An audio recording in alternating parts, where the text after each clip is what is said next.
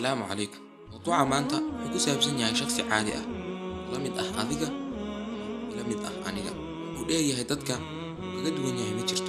Kama hadlayno guushiisa, sidoo kale kama hadlayno meeshuu ku dhashay iyo weliba noloshiisa intaba. Waxaan ka hadlaynaa hal go'aan, hal go'aan oo la dhihi karo wuxuu sabab u ahaa in uu caalamku ka badbaado dagaalweyne saddexaad.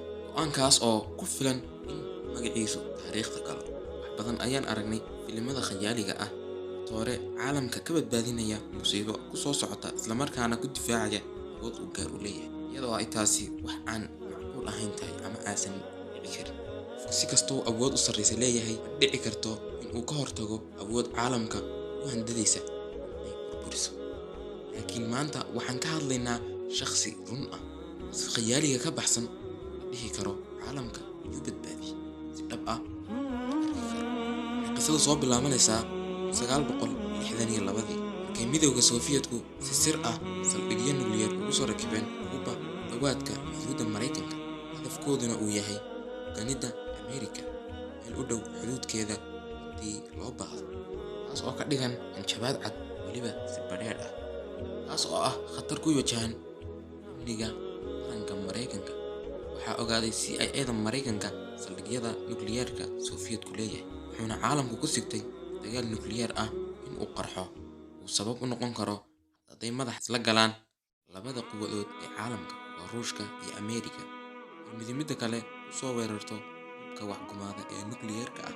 Iyadoo dhacdada ku caanbaxday la dhihi jiray The Cuban Missile Crisis ama af Carabi azmati sawaariikh al-Kuubiya, iyadoo Mareykankuna wacay ciidamadiisa dhammaan waaxyadoodii isagoona soo saaray digniin xagga badda ah, taas oo ah markab ama doon kasta oo ka soo dhawaata Kuuba ay halis ku sugan tahay. Waxaa wakhtigaas jiray submariin laga leeyahay Ruushka, taas oo badda gunteeda ku jiray u dhawaaday xuduudka ama eeriyada Mareykanku u joojiyay digniintiisa, iyagoon submariinkaas ka warhayn dhacdooyinka jiray xilligaas. Si hal mar ah ka warhelay qarax biyaha ka koreeya siibay ay soo riday diyaarad Mareykan ah.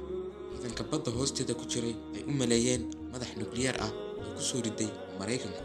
Waxaa arrinka halista u sii yeelayay ayaa ah in ay digniin si loogu dhawaaqo dagaal hubka nukliyeerka ah u direen qaadadii Ruushka, taasay ula jeedaan madax nukliyeer ah oo Mareykan ah oo ku soo dhacay dhulka Sofiyeetku leeyahay, iyadoo digniintaas diray hal mar ka badan. Waqti xaadirkaas ciidanka badda ku jiray waxa ay isku qanciyeen in uu bilow yahay dagaalkii weynaa ee dunida, iyagoo ciidamadii baddu diyaariyey madaxyada si uu u gaadho bartilmaameedka Mareykanka. Waxaana markaa brotokoolka ciidanka laga sugayay ogolaansho saddex geesood ah, taas oo ah inay amar ku haystaan lagana jawaabay fariintoodii, iyadoo laba ka mid ah ogolaadeen in la fasaxo. Go'aankuna ku xidhan yahay kii saddexaad. Hadduu go'aanka ku raaco, waxaa hubaal ah in uu dhacayo dagaalka saddexaad, laakiin markaan waa dagaal nukliyeer ah. Askariga saddexaadna waa askariga lagu magacaabo Vasily Arkhipov. Nasiib wanaag, isagoo diiday go'aanka labada xubin ay qaateen, isagoo sidaa kaga badbaaday caalamku dagaalweyne saddexaad.